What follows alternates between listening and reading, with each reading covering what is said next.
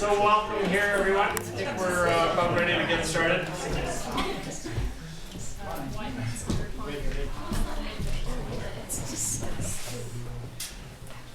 This afternoon, Wendy VanderWal-Gritter will finish introducing in a minute. I was in my class, and she reminded me of the first time when she came down. Which it was a delightful reminder that the first time she came, we weren't entirely sure where she was coming from, and we were a little scared maybe she would be, too fundamentalist on this issue. So apparently Pete and I thought it would be safer if we interviewed her. So we found out that was not required. In fact, I'd probably flip that now and wish that someone like Wendy would vet everything I would say on sexuality. So, but she has been a friend, I think, ever since that first visit, and we were really refreshed by her attitude, the creativity and care of her ministry, which used to be called New Direction and is freshly reminted as Generous Space Ministries. And Wendy is the author of Generous Spaciousness, which was an attempt to capture the feeling of that attitude that created space for people to be diverse, not only in their lives, their lifestyle, their ideas, their values, but in how they could bring questions of from the church, from outside of the church. Do we agree or don't we? Can we still be in the same community together and support each other and care for each other, even with maybe significant differences in how we view things? Tonight, Wendy is going to talk about intersectionality, which is probably a new concept for a lot of people, but one that's gaining and increasing attention as a way to make sure that in paying attention to one thing, we're maybe not missing some other things at the same time. I don't know if that feels like a fair way to connect with it, but I think there'll be lots of time for questions. I think. I said to Wendy after our class this afternoon, I really don't care a lot about what you say. I just want people to see your heart and see the way that you communicate on these things, because that models such a life-giving approach, I think, for all of us. So we're delighted that you're here and that you had an opportunity to share with us tonight. So thanks.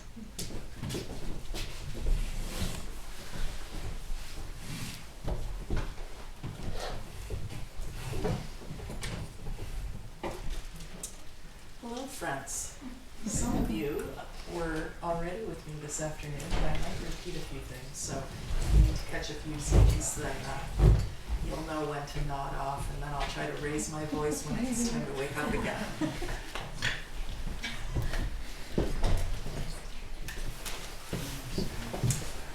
The reason I get to be in the fine metropolis of St. Stephen is because I'm bringing my middle daughter, who's considering transferring to SSU in the fall, and the reason I say that is not just to make her blush and be embarrassed, but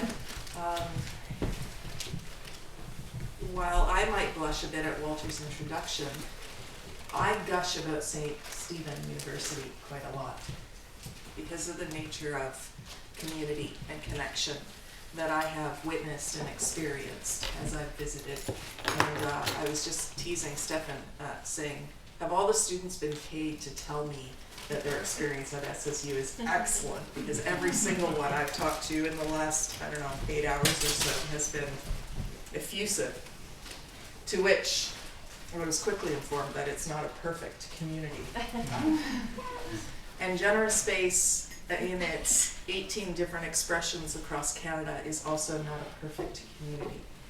But it is a community from which I have learned an incredible amount about growing in the spiritual practice of loving well across tension and across difference. I think it is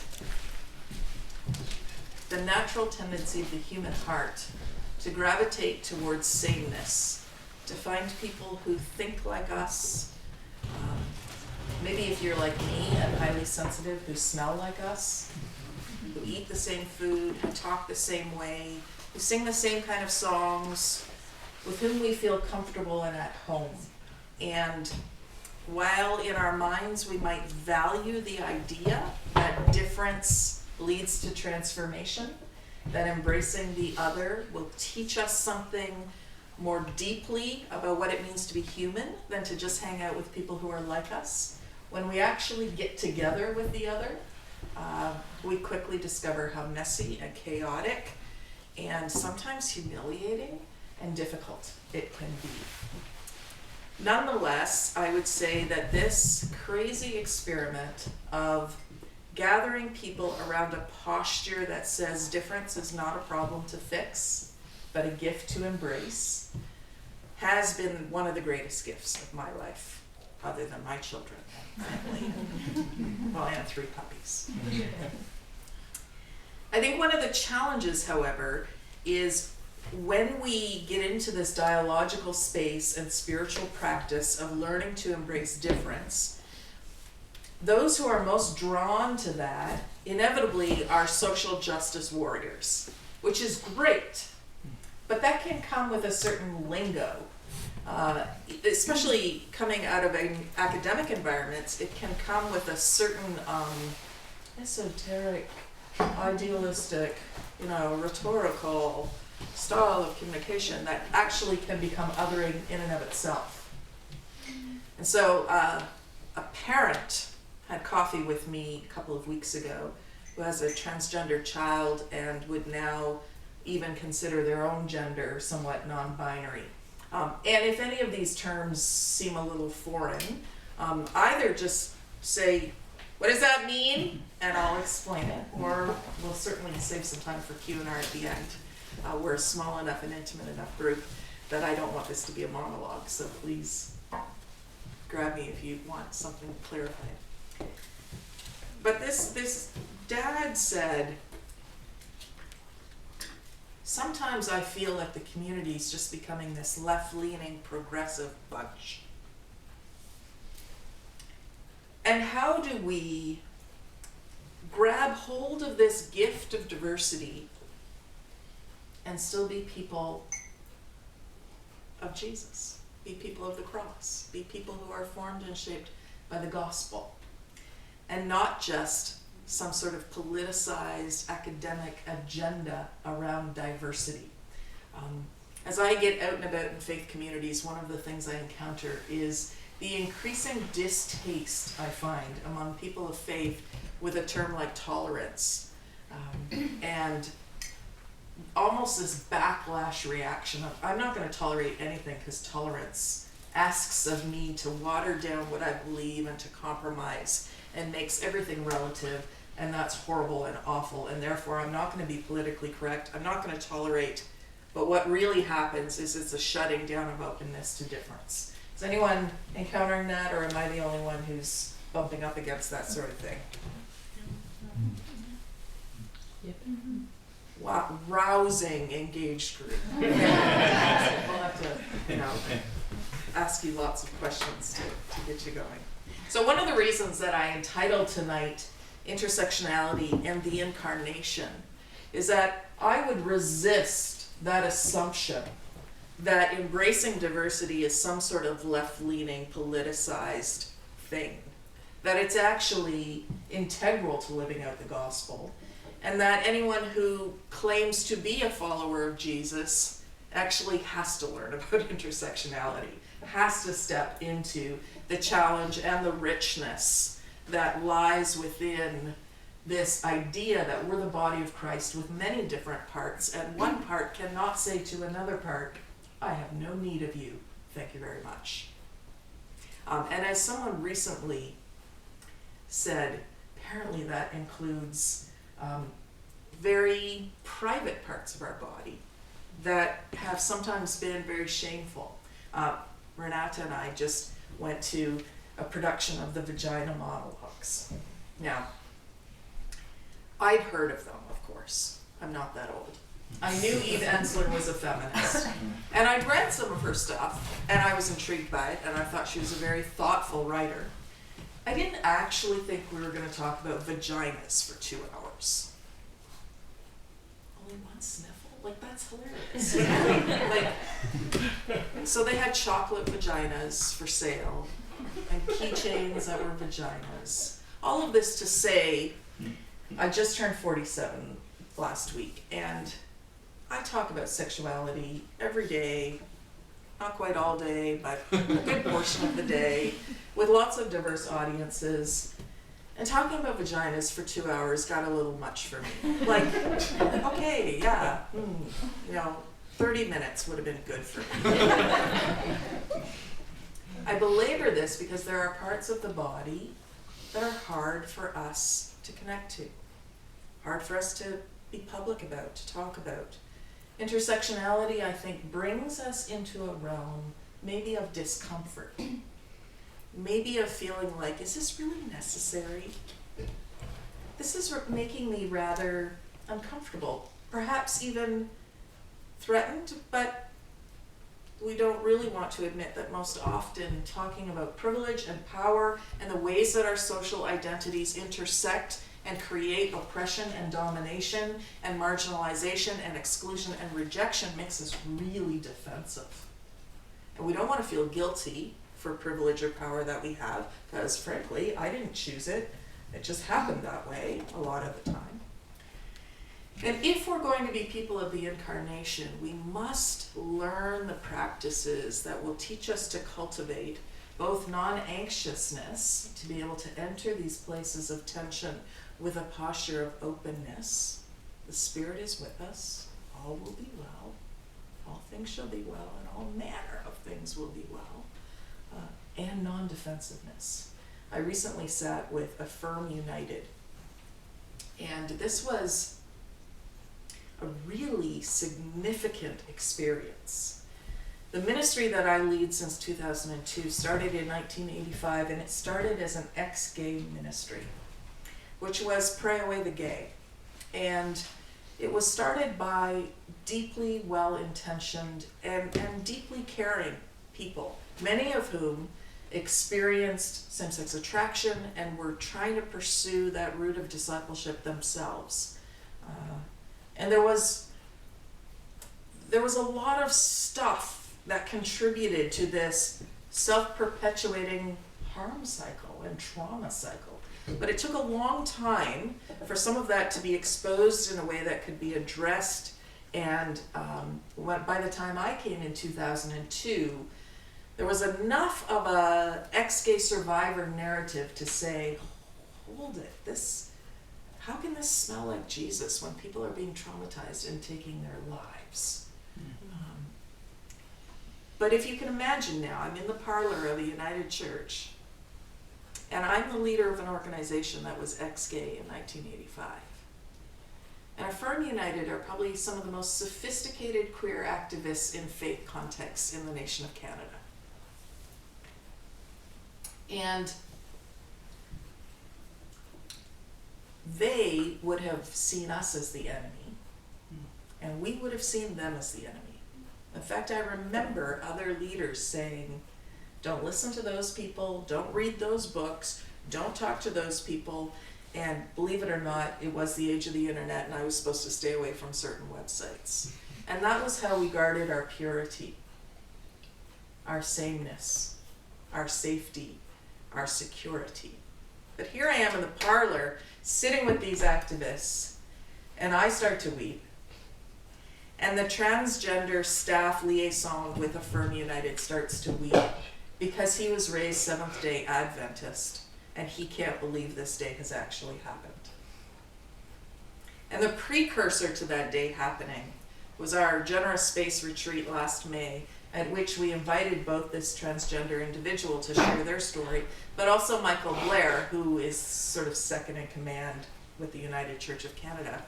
And as a Jamaican-born, Black, gay man who used to be a Baptist pastor married to a woman with children who came out and who got fired and whose marriage dissolved and now serves that mainline liberal church, we invited Michael to come and talk about intersectionality, a little bit naively, sensing a nudging from the Spirit that we needed to be willing to stretch more deeply. And Michael came and blew our socks off with this deeply Jesus-loving prophetic challenge to look at our privilege in ways that were deeply uncomfortable and in some ways almost devastating to us. And yet, in those moments of willingness, perhaps naive willingness, because maybe if we knew what we were getting into, we would have said, oh, we're not ready, Lord, we're not ready. But in those moments, we are living a reconciliation that we didn't, plan for because we're such good Christians and ambassadors of reconciliation. But we were simply open. We were simply willing to keep going where God was pulling us and nudging us to go. And it was more deeply into intersectionality. And in that place, we're finding this ministry of reconciliation, where queer activists and a former ex-gay leader can sit and talk together about partnering so that no sexual minority, gender minority person in the nation of Canada who wants to seek and find a vibrant faith community will be left bereft. Thank you. I keep feeling like I don't understand intersectionality very well. Though as you use the word, I keep thinking there's got to be more that I'm not getting. Can you work on that for me a little bit? Yeah. And one of the ways I want to work on that is to do a privilege exercise with us. And I think that will be perhaps more illuminating than my unpacking it. Although before we do that, let me say that we have different aspects to our identity, every single one of us. And those identities may come with power and privilege or might lack power and privilege. And for distinct individuals, those intersect in different ways. And so we're not merely talking about the straight majority having a privilege that LGBTQ people lack. We're not simply talking about white people having a privilege that people of color lack, but we're beginning to wonder about, well, what does it mean to be a Muslim transgender woman of color who lives with cerebral palsy? What does the intersectionality of some of those identities and experiences mean as that individual navigates the world? And what does it mean for the people of God to attune ourselves to that experience so that we can partner with that individual to work towards justice, if justice is a vision of shalom, where all have opportunity to flourish. And I might need to be a little more attuned to my Muslim sibling, transgender woman of color living with a disability, because they will be the most vulnerable in our society to violence, to discrimination, to oppression, to injustice, to poverty, to being marginalized, to being excluded, to be in need of mental health services, et cetera, et cetera, et cetera. Does that help a bit, Peter? It helps. So because I'm not using notes, which both frees me to be attentive to the Spirit and to be more attuned to you, but sometimes means I go halfway down a rabbit trail and then get lost and then meander back. Some of us do that with notes. Is that I think what happened when we invited Michael Blair to our retreat was that we as a community gave permission to those who had minority experiences within our Generous Space community to say, I experienced erasure. And so some of the things we began to hear were that bisexual individuals said, we're easily erased in the gay Christian conversation or the transgender Christian conversation. Where do we fit? Nobody really understands bisexuality. There's all kinds of assumptions, there's stigma, there's stereotypes, and we need to be given platform and a voice. So one of the things that as a mainly straight, mostly cisgender, heterosexually married mom who lives in suburbia as a leader of an organization gets to do is to say, what does it look like for Wendy Gritter to choose to be last? To choose to relinquish a microphone and give voice to those who often don't have voice in our community. And that's tricky because I'm the executive director and frankly, I need to fundraise. But what does it mean in ways that tingle with influence that I step aside and I allow others to lead?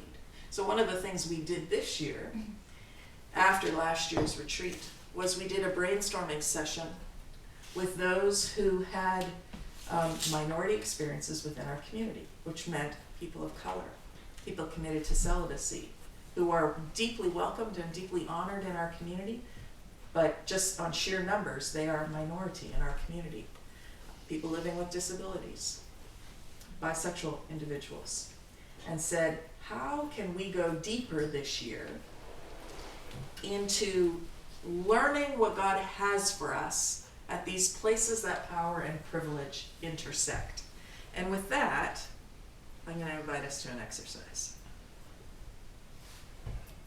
I have 50 questions. That's 50, not 15.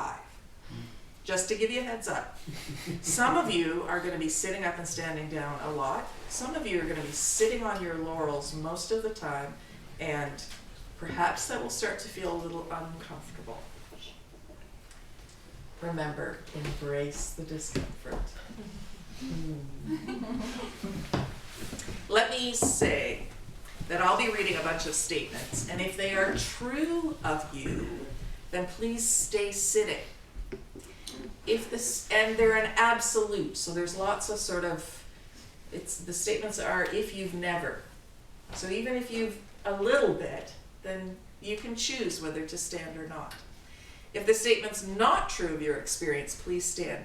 Now let me just say, because we're talking about arenas of privilege and power that can be very personal and intimate, you can choose. This is more important in your own mind than it is for us as a group, although there will be something we learn visually and communally from doing this together.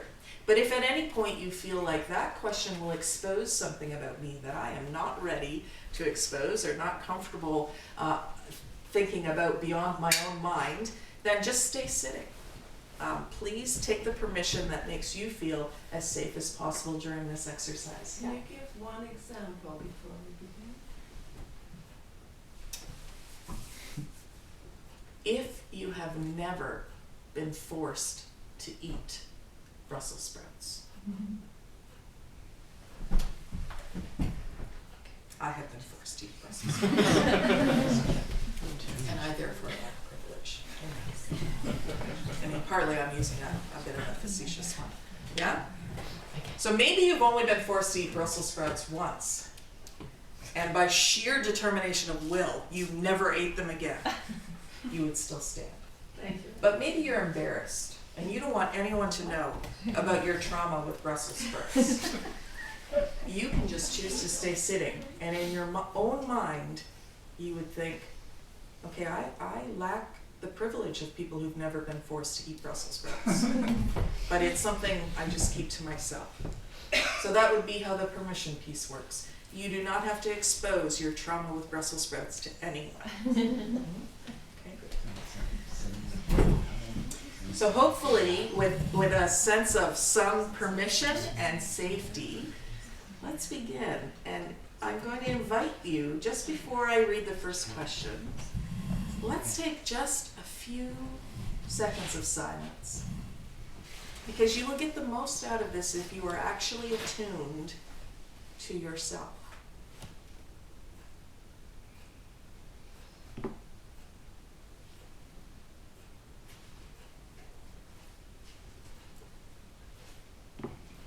Exposing our own privilege can be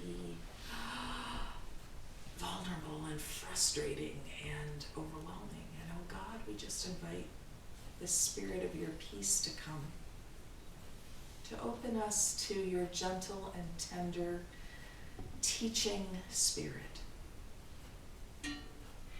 That in becoming attuned to where we do and don't have privilege, that you would enlarge in us the capacity to be attuned to others. And so blow your kindness amongst us as we sit and as we stand. If you have never felt discriminated against because of the color of your skin, stay sitting.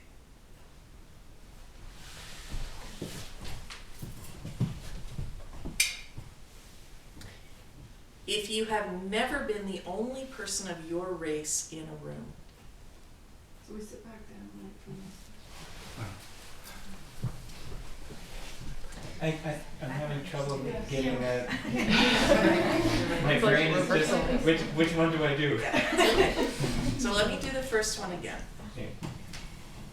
If you have never felt discriminated against because of the color of your skin, so you've never felt discriminated because of the color of your skin, stay sitting. If you have felt discriminated against, stand up. Again, do it now, or you just, Yeah. Well, we're just clarifying. Yeah. It's worded this way very specifically, but it is hard to get your brain around, so nobody should feel awkward by, and by question 50, you're gonna get it. Really? You hope. Yeah. If you have never been the only person of your race in a room,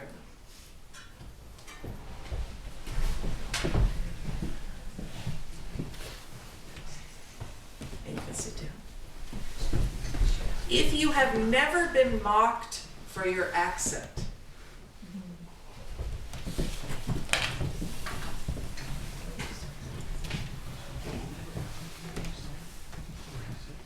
I'm totally resisting making a quip about Maritimers right now. If you have never been called a racial slur,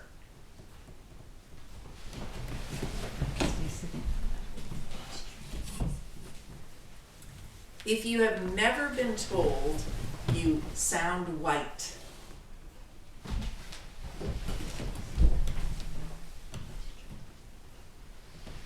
okay, you can take a seat.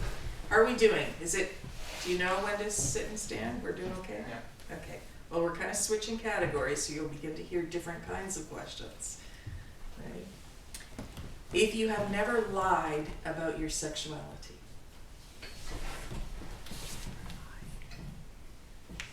okay. If you've never had to come out,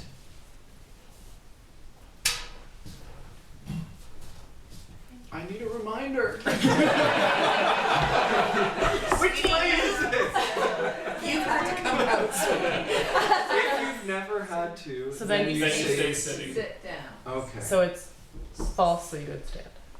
So if you have. No, she just said to sit down. She knows.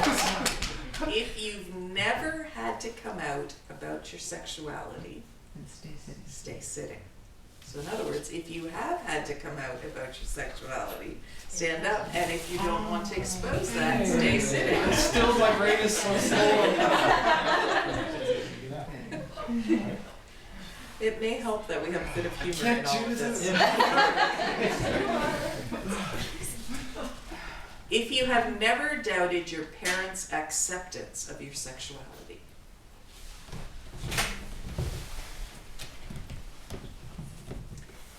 if you have never pretended to be just friends with your significant other, if you have never been called a derogatory slur for LGBTQ plus people,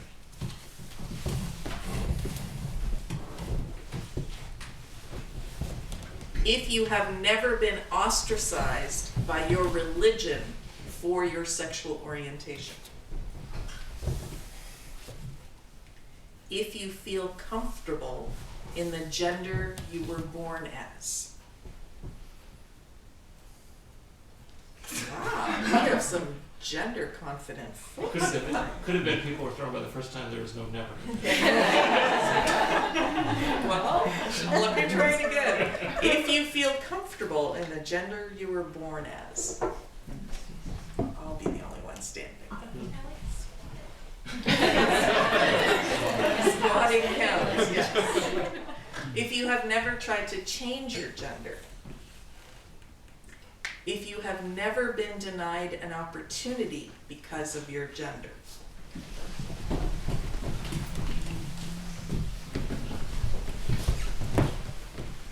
If you have never felt unsafe because of your gender.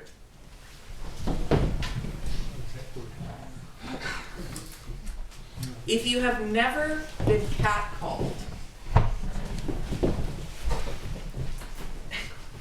If you work in a salaried job. So if you do, stay sitting. If you do not, stand up.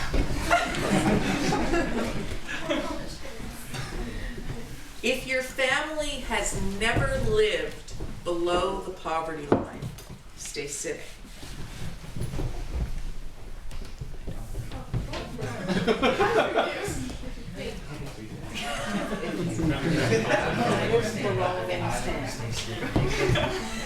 I'm just going to add that because maybe it'll help. If you have never gone to bed hungry, stay sitting. Meaning if you've gone to bed. If you've never been homeless. If you've never been home. If you don't rely on public transportation, stay sitting.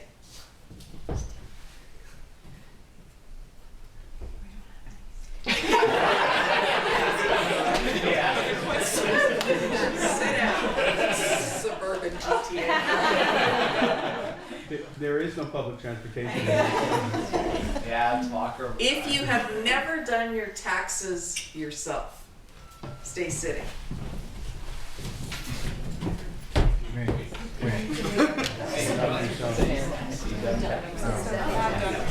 So in other words, if you've done your own taxes, stand up. Okay, everybody sit down. If you went to summer camp, stay sitting. Stephanie, you never went to summer camp? No.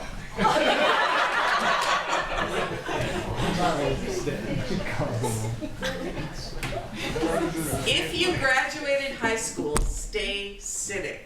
What was the last one? If you graduated high school, stay sitting. If you graduated college, stay sitting. If you have traveled internationally, stay sitting. Wow. If you've studied abroad, stay sitting.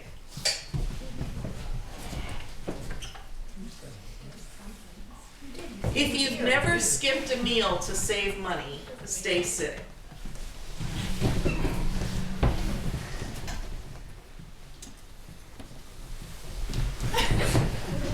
If your parents are heterosexual, stay sitting.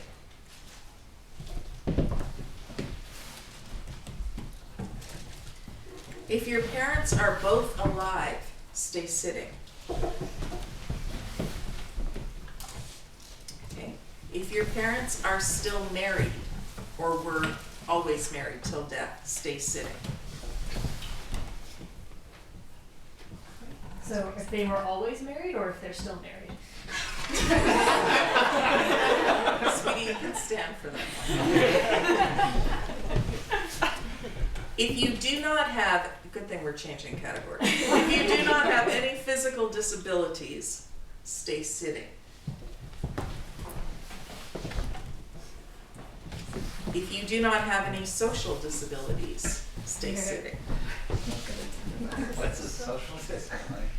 If you don't know what it is, you probably don't have one. If you do not have any learning disabilities, stay sitting. If you've never been depressed, stay sitting.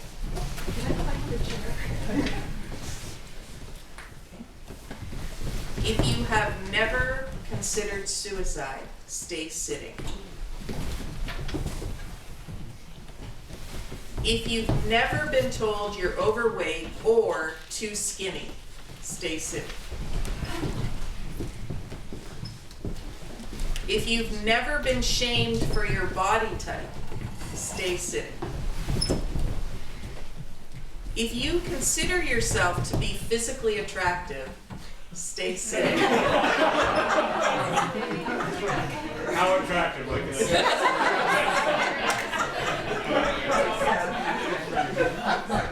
We're almost done, friends. You're wearing a nice sweater, Walter. Which is probably, this next one is probably a good follow-up. If you can afford a therapist, stay sitting. Walter could.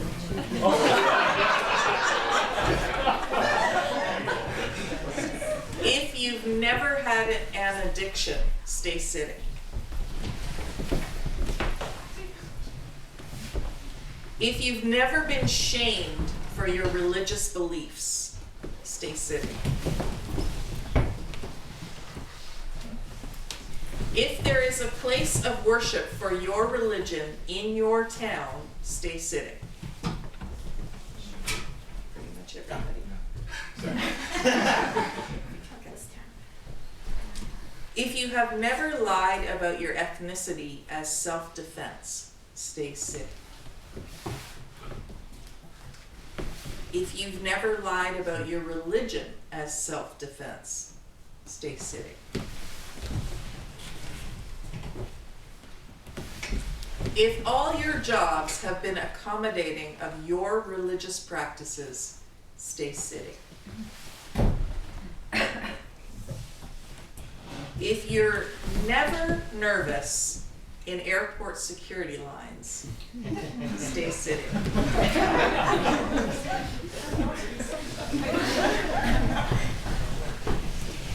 If you have never been bullied for any of your identities, stay sitting.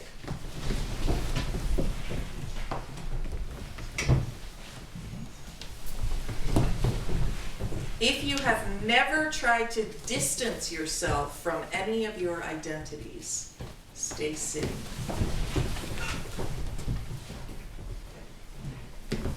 And then final question.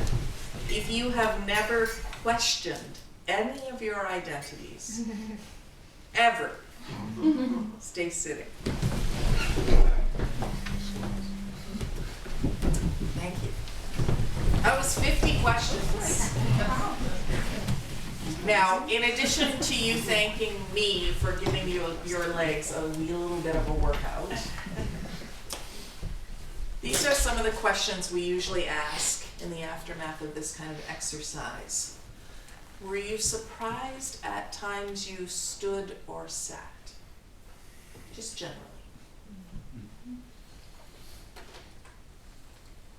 Were you surprised as you looked around the room? And if you're comfortable, what were some of the questions on which you were surprised by the sort of number of people sitting or standing in the room? How many people stood up for contemplating suicide?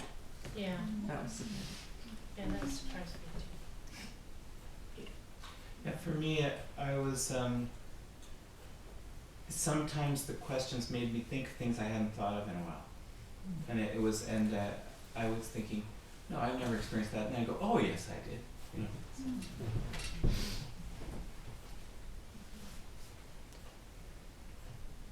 You asked about heterosexual parents, and something that's been new in the last few years has been my parents both telling their kids and kind of coming out to people around them slowly that they both were same-sex attracted, which I knew that about my dad for quite a while, but not so my mom. And it just feels weird because then I decided to stand up. Not that they are married still, and so it's like this confusing thing, but still knowing that they are, or they were, same-sex attracted. So that is kind of a confusing but a reality. Yeah.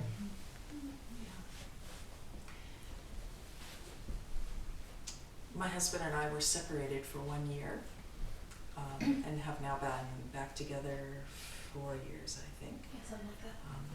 So on the question, are your parents married or still married, and then I was trying to clarify, like, not if they haven't, unless they've died, and anyway, and then my daughter had that same sort of confusion. Do I stand? Do I not? They were separated, but they didn't divorce.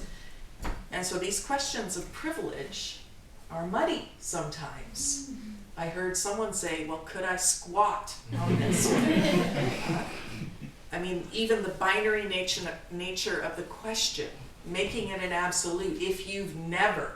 For one thing, most of our brains had a hard time even just understanding, am I supposed to be sitting or standing right now?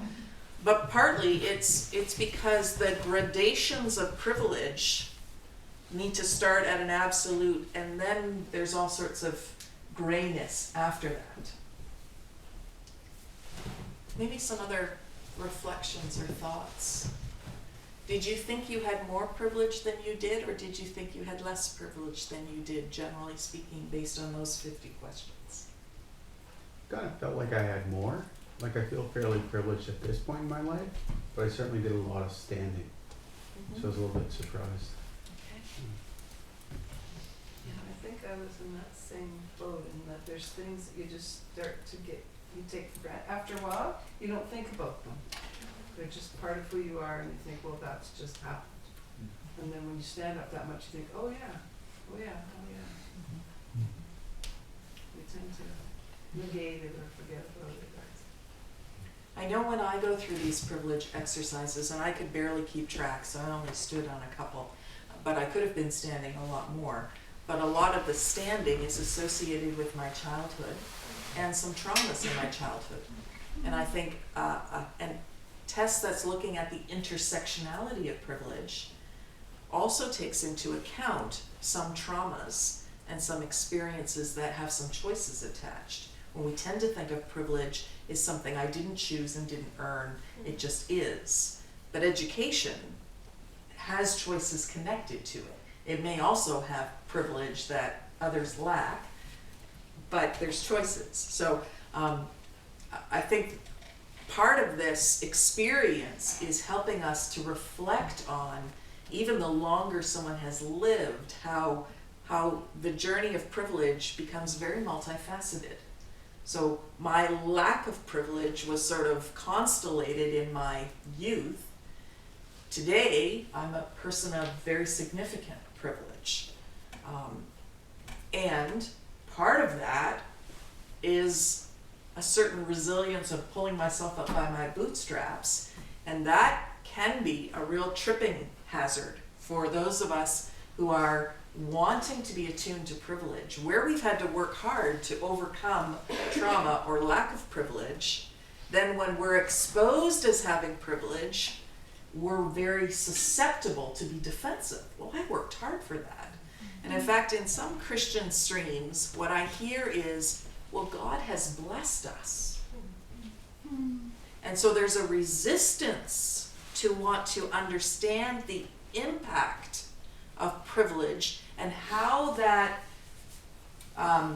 challenges us in loving across difference well, because we see it as God's blessing. I'm a child of immigrants, so I see that as a very common thread in immigrant communities who've kind of made their way in the new land.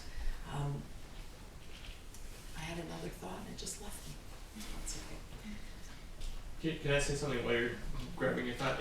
There's a flip side of that too, because I feel like the one thing that helps me understand privilege are some of the places where I haven't had it.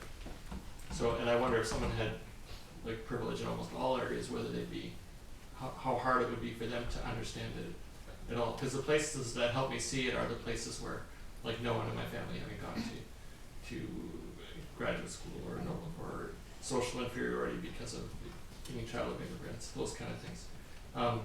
So when I feel the way that those have made certain things harder, it's like, okay, so that's what a whole bunch of other things are like for people who haven't had the privileges that I've had. Right. So that there's the bootstrap thing, but then there's the other side too. Yeah, absolutely. And even just two individuals who've had fairly similar backgrounds may make meaning of their experiences quite differently, and therefore have a different reaction or response to an idea like privilege. We Here may be a term like white fragility. Who's heard that term? In our community, we talk about straight fragility. That is this sort of hypersensitivity to anything that would seem to be straight bashing. And one concrete example was on one of our retreat evaluations. A straight mom had come to our retreat, and on her evaluation she said, I forget exactly how she worded it, but she was letting us know that she had experienced straight bashing at lunch, that she'd been at a table with quite a few gay men, apparently in that particular situation, and that the humor had come across to her as straight bashing. And this is a person of privilege who has come into an environment in which she is no longer in the majority. Suddenly she's in the minority, but with a group who are often marginalized, who are expressing and venting, and for some of them, it's one of the only environments in which they get to be with other LGBT Christians and kind of let their hair down, so to speak. And so there's these dynamics around defensiveness, hypersensitivity, fragility maybe, of how do we learn to love well? How do we learn to cultivate non-anxiousness, non-defensiveness, a curiosity and a compassion rather than a reaction that says, don't speak badly about straight people. Well, yes, they've oppressed you for generations, but don't speak badly about straight people because we're here to love Jesus and to love each other. How do we get at some of that stuff? Because I find myself as a straight ally then almost angry at a straight person who seems so fragile with little resilience to give some space to those who've often experienced a great deal of hurt to be able to express that. So I want to bring us to Philippians chapter 2. The Apostle Paul begins by saying, therefore, which a good Bible teacher would say, what's the there for? But since I'm not preaching,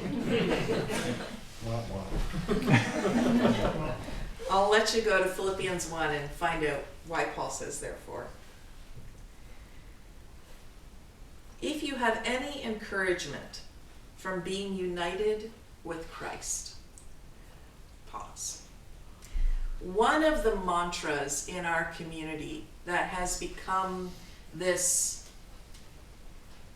centrifugal force of energy is, you are the beloved. I'm the beloved. We are image bearers of God, beloved ones of the Most High God, King of Kings, Lord of Lords, Creator of the universe.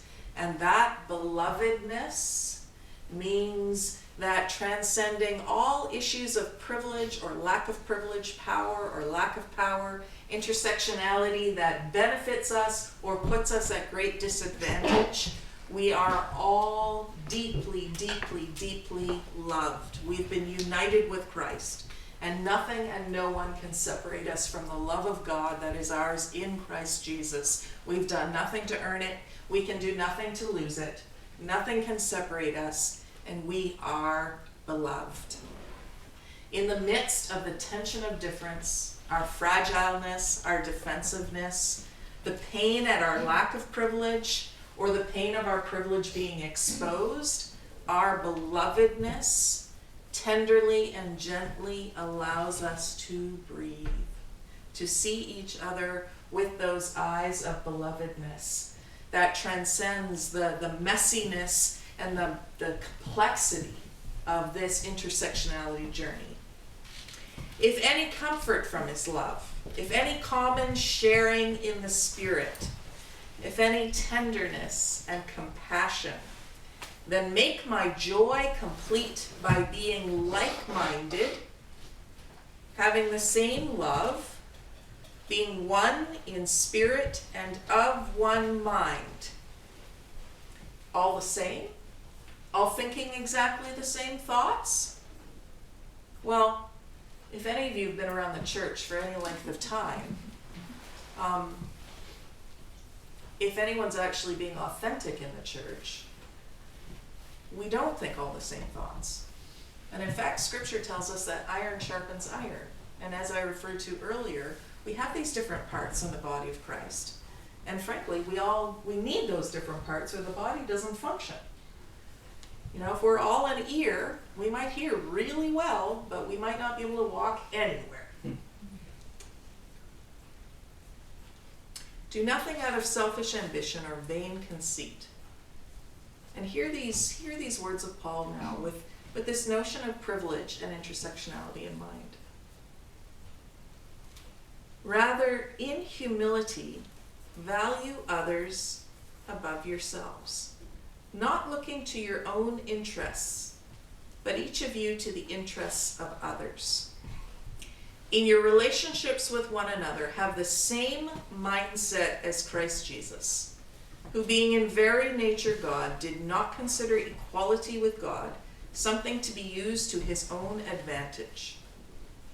Rather, he made himself nothing by taking the very nature of a servant, being made in human likeness, and being found in appearance as a man, he humbled himself by becoming obedient to death, even death on a cross. Therefore God exalted him to the highest place, gave him the name that is above every name, that at the name of Jesus every knee should bow in heaven and on earth and under the earth, and every tongue acknowledge that Jesus Christ is Lord, to the glory of God the Father.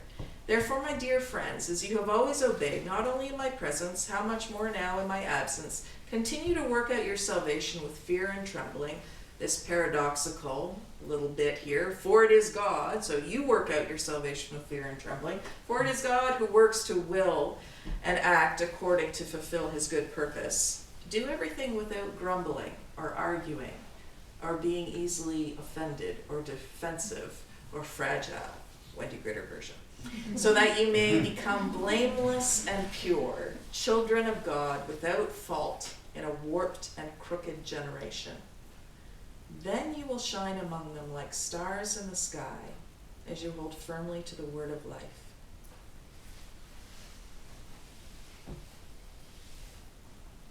I have been entranced by this idea that Jesus relinquished all privilege, all power, all status, all reputation, every vestige of divinity, to become fully, without reservation, human. That was the strategy of God to bring reconciliation, to make things right. That was the power of powerlessness that unleashed the mystery of reconciliation and redemption into the entire cosmos.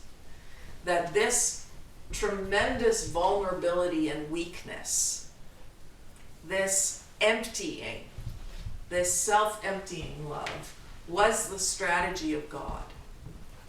And I get out and about to churches a lot, and I encounter a lot of theological and ethical arguments in relation to sexual behavior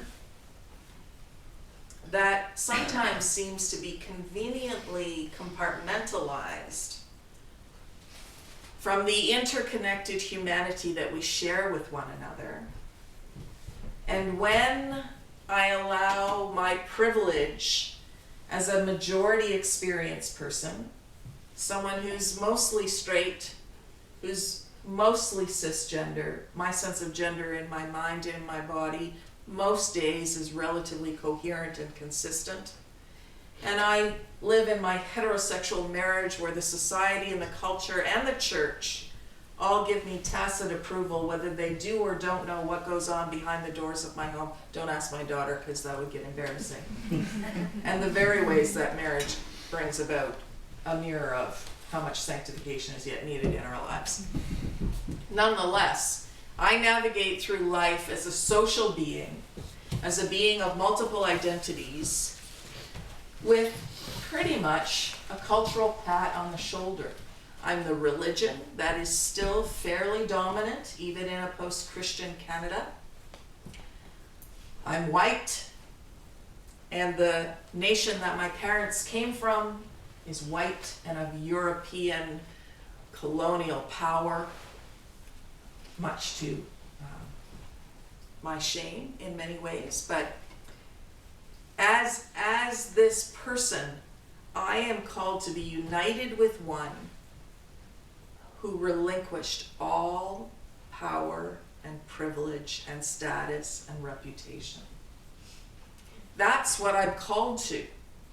If I'm united with Christ, then I'm called to live in a spirit of relinquishment that says, I will lay down the benefits of all of those privileges to be able to experience a sense of identification with the one who lacks that benefit, that approval, that safety, that security, that resource, that mobility.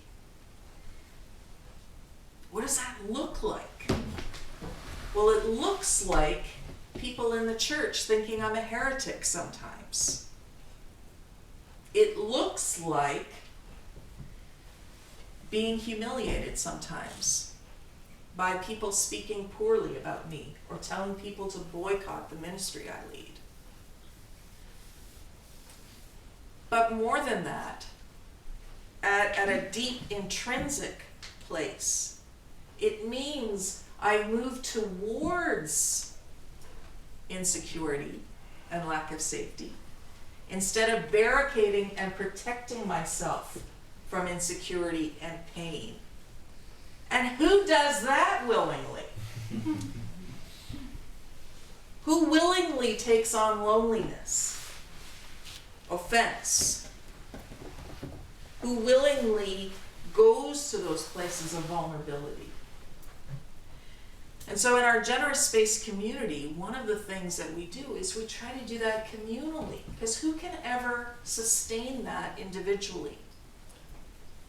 Because if you try to do it on your own and in your own strength, it's counterintuitive, and it actually competes against the idea of relinquishment, because we're gathering our strength to relinquish, right? You get that, how it doesn't make sense? I actually need to be in this place of beloved connection and community to be able to deeply relinquish. If I'm trying to do it because I figure it out, or because I've prayed enough, or because I have all the spiritual practices in place, I will never really be able to relinquish. Now, the thing about intersectionality, and the reason I think it's so important, is that when some of us have suffered, have had a lack of privilege, it is very easy for the oppressed to become the oppressor. It is easy for the one who has been marginalized to want to hang on to any acceptance they get with a steely-eyed grip that then refuses this unforced rhythm of grace that is like, I'm going to use a little bit of body theology here, like the opening of a woman's cervix when she's in labor. Yeah, well, it's good, right? Good image, think about it. Through great pain, there's this enlargement. And so we have LGBTQ people who've been scapegoated by the church. And the good news is that the person of Jesus brings an end to all scapegoating. Yeah, right. That's the idea.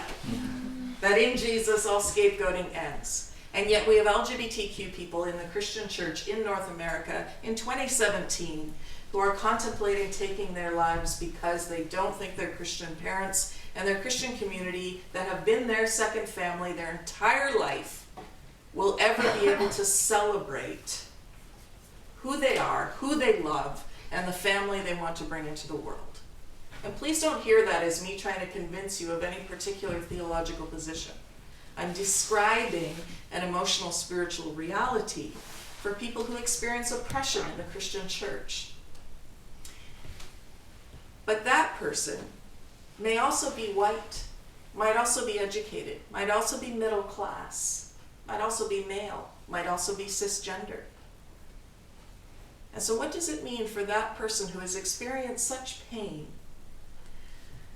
to allow themselves to open, like the opening of a woman's cervix, to the intersections of their own transphobia, their own discomfort around the accommodations that need to become a normal reality in our community for those living with disability?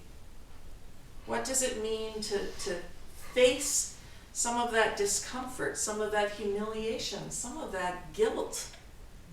How can I be an LGBT person myself who's still transphobic? And what I want to tell you is that as our community has, with sometimes bumbling steps, sometimes half willingness, half resisting, sometimes more willing, sometimes less, as we've been pressing into some of these spaces, I think we're seeing that birthing of a deeper empathy, a deeper capacity to live in a rhythm of relinquishment without it feeling like we're being forced and expected and pressure and weightiness. And in our community, this has not been about being social justice warriors only, or primarily, or specifically. In our community, it has been about this deep, deep longing to live as those united with Christ, united with the incarnate one, united with the one who relinquished all that was powerful, all that was privilege, all that was benefit, to live in identification with. And I feel incredibly blessed, humbly blessed, to get to go along for the ride with our community. I said to the class this afternoon, it has saved my faith. I'm not sure that my Christian faith, as an enthusiastic, passionate follower of Jesus who wanted to pastor and minister to people and pray for people and worship intimately and enthusiastically, was actually very sustainable, because it was so often energized and driven by fear. But I am finding myself drawn into these very difficult, very nuanced, very complex, very complicated place of power and privilege and intersectionality, and I am finding a simple, beautiful place of peace and rest, even as hard as it is, because we're the beloved. Because in these places of willingness and relinquishment, there is a simplicity and a purity of love that transcends difference. And it's not perfect. And it's sometimes messy and chaotic, and sometimes really painful and hard. But we're seeing incredible fruit of a real and a deep and an authentic faith. And so where we can invite difference, where we can invite that voice that has had a very different experience than we have, that might call us out on our privilege, we're being invited into these deeper places of attunement, to be enlarged in curiosity and compassion, where we say to the other, tell me more about that. I'm blind to my privilege. I need someone else to help me. And then it's my responsibility to get educated, to learn, and to develop the skills that I need to become an advocate, to become one who lives in identification with. So with that, I'll stop running off my mouth like a monologue and invite some questions and some comments and reflections and ways that in your circle of influence and in your particular context, you can see how God has stretched you or might be inviting you to be stretched in opening yourself to some of these multifaceted layers of privilege.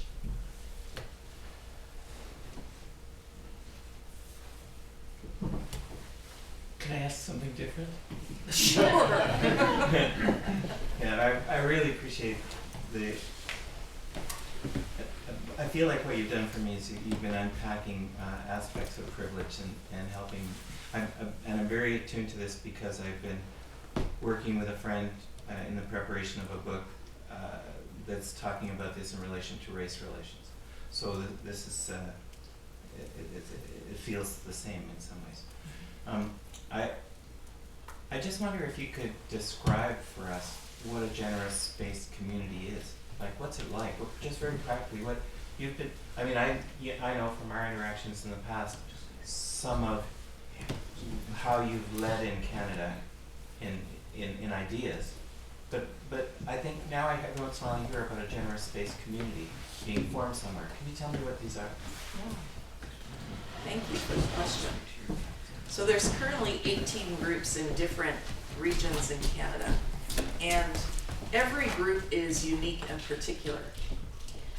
So because our ministry has historically connected LGBT folks with faith community, that's kind of the nugget that tends to launch our generous space communities.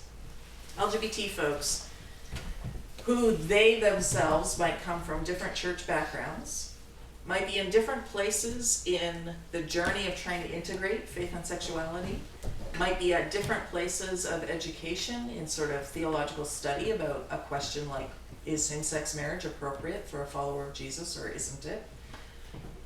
Some people have landed very clearly, and sometimes they've landed in different places from each other. Some are in process and still trying to figure that out.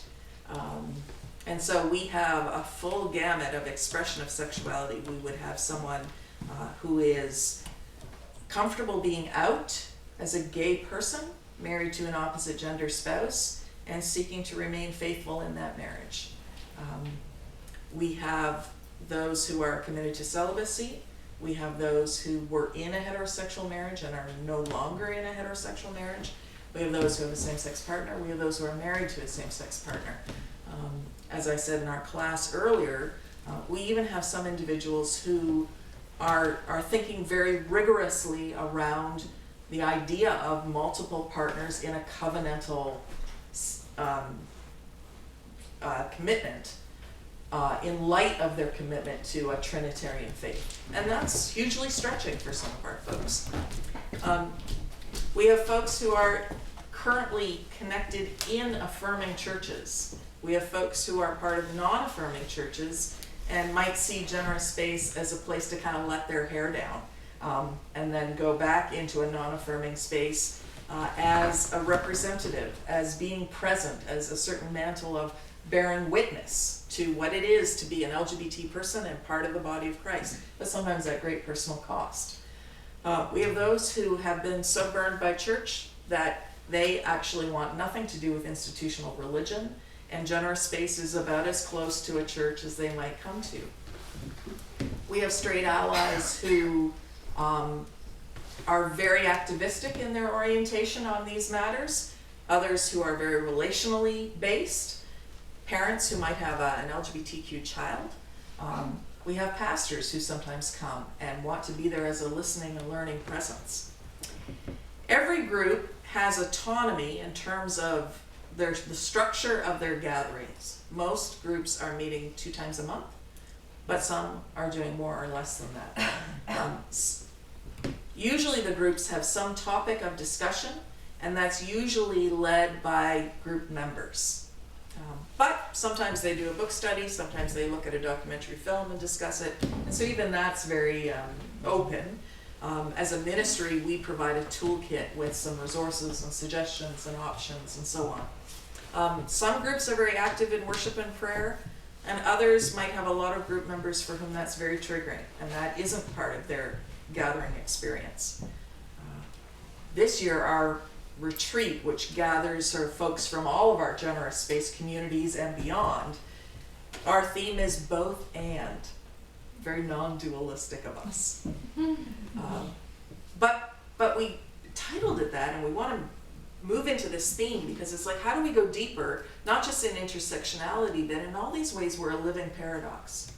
We're unapologetically Christ-centered, but we want to be a generous space for someone who doubts, questions, and might not believe anymore. but still somehow is drawn to our community. How do we hold that in tension? Well, it's both and, it's not either or. We want a sense of home and comfort and belonging, and we want to be stretched and challenged and you know, taken beyond where we currently are. So living in these paradoxes and so on. We are very intentional in saying a generous space community lives into a dialogical posture of spirituality. Let me unpack that. We're not here to argue and debate theology when we gather. We're here to be curious about one another's lives, to understand each other more, so we can love one another better across difference, where that difference, again, is seen as a portal for transformation, not a problem to eradicate or try to get rid of. Now, that's a great idea, and we don't always live out perfectly. I was saying in class this afternoon, one of the questions that we ask folks is, will you commit to listen to the other and resist the impulse to try to convince everyone else to think just like you? And that's a way of expressing our commitment to that dialogical posture. Well, not everyone upholds that all the time. And so then we need to do the messy relational work of trying to speak truth and love to one another, trying to draw one another back to why it is that we exist and what's unique about our community. Another key thing about our community is that we're a centered set. In other words, we try to have an open table, an open invitation. You can be really mad at God and completely question everything to do with Christianity and still be invited to our table. So, but then, like, what's the limit of generous space? I get asked that. And one of the ways we test that is we ask people to be attuned to do no harm in our community. And so maybe you're really mad at God and maybe you're questioning everything about the Christian faith, but you are careful to not harm someone else's belief in God and someone else's belief in tenets of Christian faith. You might ask curious questions to understand why they believe what they believe, but you're not there to challenge, debate, or argue, or put down, or reject someone else's journey of faith. And again, it's messy, it's imperfect, but these are the tensions we try to live in as a community. And then as staff, we do a lot of pastoral care and discernment about pastoral care when the inevitable tensions and conflicts arise. But how do we do this together? How do we love each other well when we're very imperfect human beings who might also be dealing with mental health realities, might be dealing with family rejection, might be dealing with trauma, and things get complicated and messy. Awesome, thank you.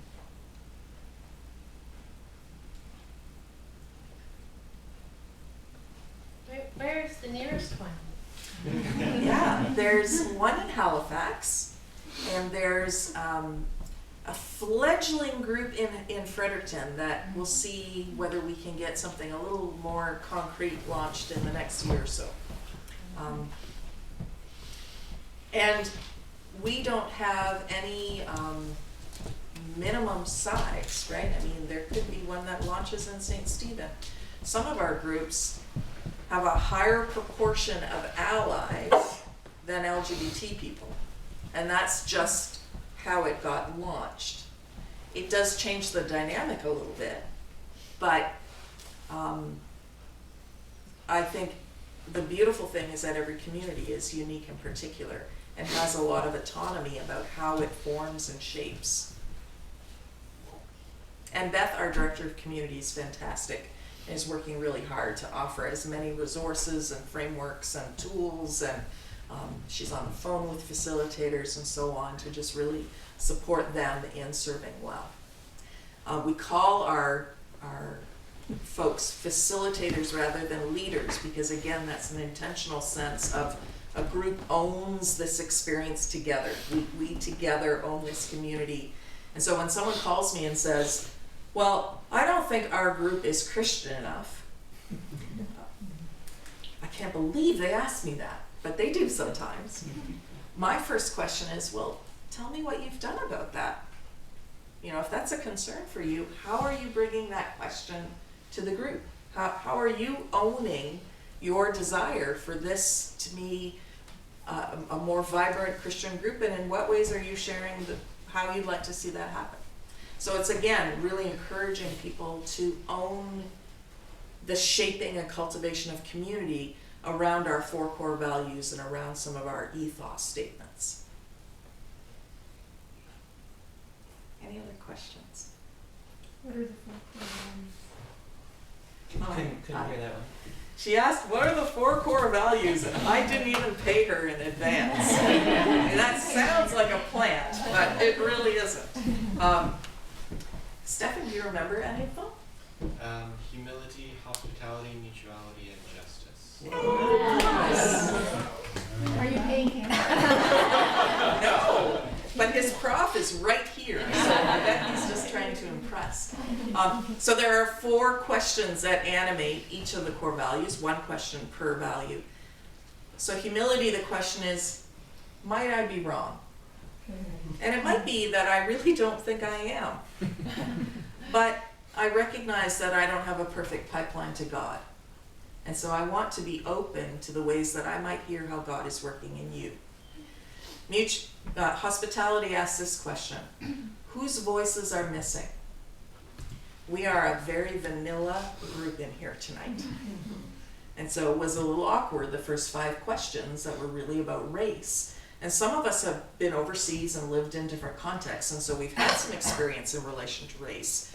And yet, there's a lot of white privilege in this room.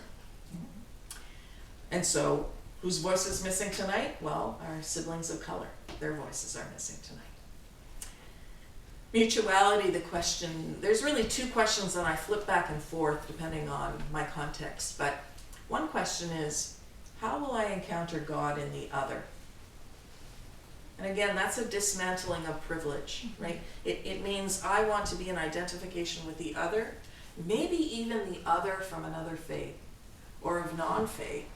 But if all good gifts come from the Father of lights, then anything that is good coming from that person, I can receive as a gift from God. Second part to mutuality would be, is everyone empowered to make a difference in our community? And that's where the rubber hits the road, especially for a lot of LGBT people in faith communities. You say, I'm welcome. You say you love me. But really, I'm just a butt in the pew putting money in the offering plate. Unless I'm allowed to make a difference, then I will always feel like a second-class citizen, or like there's a glass ceiling limiting how I can participate in the body of Christ. And then the 4th value is justice. How can I participate with you in dismantling the barriers that are preventing flourishing? That might be an individual flourishing or even our community flourishing. So how can we break down those barriers that are preventing flourishing? Now, it might mean we need to have a pretty robust conversation about what flourishing is. And we might even disagree about what flourishing looks like. And then we go back through all those values and say, I'm going to be curious and compassionate and wonder why it is that we're arriving on different understandings of flourishing and how we can hear God in the other.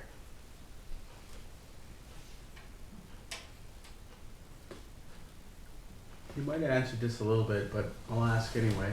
How do you get over the innate privilege of being the one offering the generous space? Like, you're the one that has the privilege of laying down your privilege. And how does that create a barrier to the person who doesn't have privilege to lay down? Well, I think in intersectionality, we see that we begin to become attuned to the ways that all of us have some privilege and all of us have absence of privilege. There are times that people lacking privilege take on the extra burden of helping bring awareness in the community. That ought not to be their job, and it shouldn't be their responsibility. And sometimes they have to take that mantle, and there's a certain amount of influence that comes with that. perhaps even privilege and power.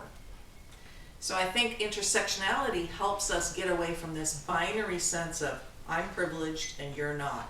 It's actually, we're kind of a bundle of a lot of different experiences. And so we learn together. And that's where mutuality comes in. I think I have, in some ways, when you're in one culture, a person of privilege, and then a minority in another context, I think that's one of the most fruitful learning experiences that a book could never teach you.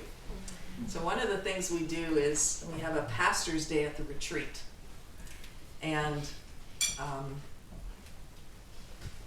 pastors who often, not only, but often the ones who come will be male, white, heterosexual, cisgender, married, educated, salaried, you go down the list, right? And all of a sudden, they come into a space where the majority of people are LGBTQ.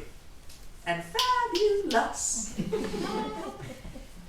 And all of a sudden, they have this almost out-of-body experience of, what do I say? Where do I sit? Who's like me? You know, am I gonna belong? Am I gonna be not made fun of, but, you know, like, I'm the oppressor here. And all of a sudden, they're experiencing a little bit of what it might be like to be an LGBTQ person walking through the doors of a church. So I think in our community, we actually try to flip a lot of things on their head so that people with privilege suddenly find themselves not experiencing privilege, but not as a shaming or as an exposing experience, but as a transformational learning gift and opportunity. And I think as a mostly straight leader, one of the things I get to say is, this has transformed me much more than I think I've ever offered anyone else. And I am so grateful. So where do you go from, like, some are privileged, some aren't, and at different times those who aren't are, and vice versa, and then maybe an apathy sets into somebody feeling unprivileged or privileged. Really, your point of view becomes everybody's a bit of both, and what's the big deal, maybe? Well, I think that's why it's important to identify who at this moment is experiencing feeling like a minority within our community. And so this year at the retreat, for example, we're having 3 panel discussions. One is a panel of transgender and non-binary individuals, gender fluid folks. One is people of color, talking about the microaggressions they experience in our community, which is going to be hard for a lot of us white folks to hear, because nobody likes to think they're racist, and we don't like to come face to face with the ways that we participate in systemic racism. It's painful because we want to be good, loving Christians. Right? And then one will be a panel of those who are bisexual and experiencing their bisexuality in slightly different ways and different configurations in their life. So partly we're trying to break down stigma and stereotypes by featuring panels that have diversity, and yet also combating erasure and giving platform, giving a certain amount of voice and power, passing the microphone. You know, I think if this was just a social justice experiment, maybe some of that apathy would set in.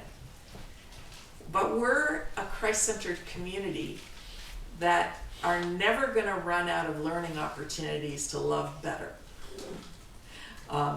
We will never have arrived at loving each other well across difference. Because inevitably, someone new will come into the community that rattles our cage and makes us uncomfortable, and we find ourselves impatient.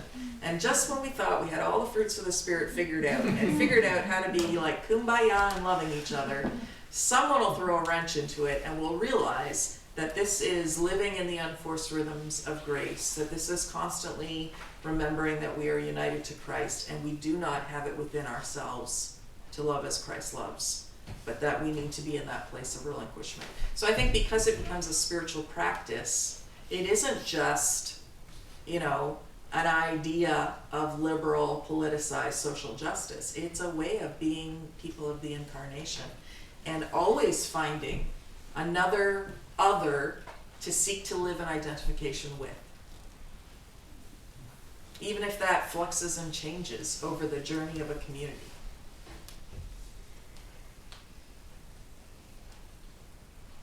So I'm thinking about if this is true, that, and correct me if I'm wrong, that you have people in these communities that affirm LGBT lifestyles and people that don't necessarily affirm them, that these people both respect each other, are humble toward each other, seek justice together.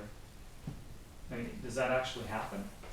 Or is there pressure? Like, I'm trying to wrap my head around how amazing that would be if that actually happens. Without pressure from one group or the other to conform to some sort of, come around to it already.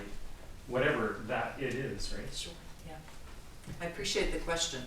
The seed of Generous Space came in 2007 when I went somewhat trembling with fear to a gay Christian conference. I was in the last little bit of being the Exodus Regional Rep of Canada, and Exodus was the umbrella organization for ex-gay ministries. And I was critical of a lot of Exodus policies at that time, but I was still connected. And I called up the executive director, who was a gay man who affirmed same-sex marriage, and said, "This is who I am, and I would really like to come to your conference because I feel like God is asking me to show up, to be present, to be attuned to whatever's happening here." I knew that the majority of their community was what they call side A, which is affirming, and a minority within their community were gay Christians committed to celibacy and holding a traditional heteronormative view of marriage. To my surprise and to my delight, he said, "Come, we'd love to have you." I said, "I understand that my presence could be triggering and unsafe for some of your participants who've had terrible experiences with ex-gay ministry. So I want to assure you that I want to fly under the radar, that I want to be pretty incognito. Like I'm some random chick from Canada. Nobody's going to know who I am anyway." And I sat in the back, and I had been, for a long time, trying to avoid anything pro-gay or gay affirming. That was how I was told to protect the purity of the ministry, etc., etc. So here I am, and there's partners with their arms around each other, weeping and worshiping with an intensity and a fervor that just about blew me out of my chair. And I didn't, for a long time, and I'm not even sure today that I have words for that experience. I did not change my theology in a heartbeat. I felt like God asked me to be present, and I was fully present, but I was present in my being, in a way. I was trying to not just be present in an argumentative, paradigmatic mindset. One of the most impactful experiences that night that conference was a gay man who was deeply committed to celibacy and very conservative in his theology got up and gave a keynote. Now, he was thoughtful and wise. He wasn't argumentative or pushy. But it was clear what his perspectives were. When he finished speaking, there was a warmth of applause and connection to this brother in Christ that my jaw dropped to the ground. And sitting there, I just thought, if the church could just be here in this moment and experience what I'm experiencing. We have fought each other. We have kicked each other out of churches. We have been mean-spirited and horrific on social media to each other because of our differences in theology. And here, siblings in Christ are loving each other. And this is their very life.